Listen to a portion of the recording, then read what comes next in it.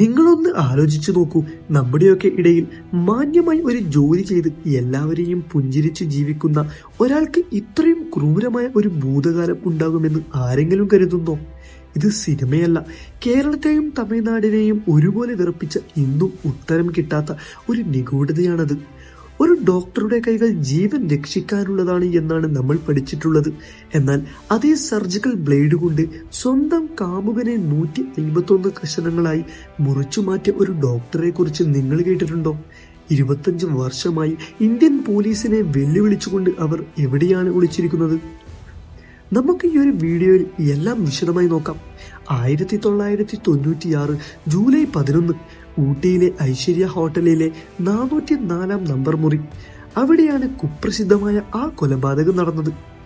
പയറമ്മലിലെ കണ്ട ഡോക്ടറായിരുന്ന ഓമനയും അവരുടെ കാമുകൻ മുരളീധരനും അവിടെ എത്തുമ്പോൾ ആരും ഒന്നും സംശയിച്ചില്ല. മുരളീധരൻ മറ്റൊരു വിവാഹത്തിന് തയ്യാറെടുക്കുന്നു എന്നതായിരുന്നു ഓമനയെ പ്രകോപിപ്പിച്ചത്. തനിക്ക് കിട്ടാത്തത് മറ്റാർക്കും കിട്ടാൻ പാടില്ല എന്ന വാശിയിൽ അവർ ഒരു പ്ലാൻ തയ്യാറാക്കി. ഒരു ഡോക്ടർക്ക് മാത്രം അറിയാവുന്ന കൃത്യതയോടെ അവൾ മുരളീധരനെ മയക്കി കിടത്തി. തുടർന്ന് തന്റെ ബാഗിലുണ്ടായിരുന്ന സർജിക്കൽ ഉപകരണങ്ങൾ ഉപയോഗിച്ച് ശരീരത്തിലെ ഓരോ സന്ധികളും അവർ അറുത്തുമാറ്റി. ചോര തറയിൽ വീഴാതിരിക്കാൻ ഒരു പ്രൊഫഷണലിസ്റ്റിനെ പോലെ അവർ ശ്രദ്ധിച്ചു. ആ 151 കഷണങ്ങളും അവർ പ്ലാസ്റ്റിക്കൽ കവറുകളാക്കി ഒരു വലിയ സ്യൂട്ട് കേസിനുള്ളിൽ ഒതുക്കി. പിടിക്കപ്പെടില്ലെന്ന് ഉറച്ച വിശ്വാസത്തിലായിരുന്നു ഓമന. ആ ബാഗുമായി ഒരു ടാക്സി വിളിച്ച് കൊടൈക്കനാലിലെ കൊക്കയിലേക്ക് അത് വലിച്ചെറിയാനായിരുന്നു പദ്ധതി. എന്നാൽ അവിടെയാണ് വിധി ഇടപെട്ടത്. ടാക്സി ഡ്രൈവർക്ക് സ്യൂട്ട് കേസിൽ അമിത ഭാരത്തിലും ഡോക്ടറുടെ പെരുമാറ്റത്തിലും സംശയം തോന്നി. അയാൾ രഹസ്യമായി പോലീസിനെ വിവരമറിയിച്ചു. പോലീസ് വന്ന് ബാഗ് തുറന്നപ്പോൾ കണ്ട കാഴ്ച അവരെ പോലും ഞെട്ടിച്ചു കളഞ്ഞു. രക്തം വാർന്നുപോയ വിളറിയ ശരീരഭാഗത്തെ പോലെ മുരളീധരന്റെ തല ചിരിച്ചുകൊണ്ടിരിക്കുന്നു. ഓമന അറസ്റ്റിലായി. കോടതി അവർക്ക് ശിക്ഷ വിധിച്ചു. പക്ഷേ കഥ അവിടെ അവസാനിക്കുന്നില്ല. 2001 കണ്ണൂർ ജയിലിൽ നിന്നും പരോൾ ലഭിച്ച് പുറത്തിറങ്ങിയ ഓമന പിന്നീട് ആകാശത്തേക്ക് ആവി പോലെ അലിഞ്ഞു ചേർന്നു.